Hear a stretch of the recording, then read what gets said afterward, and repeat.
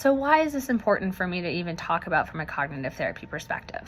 Well, first thing is nutrition and just fueling your brain.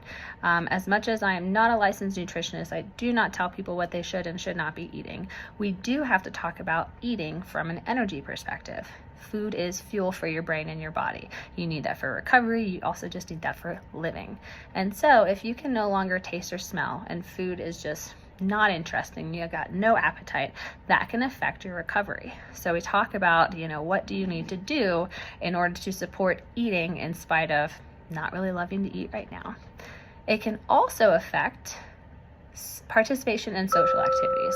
So for example, if you are someone who loves to cook or someone who loves to go out with friends and have dinner, grab some coffee, a lot of our social activities center around food in some way. And so if you can't taste the food and it doesn't really feel fun to be around it anymore, you might start to isolate.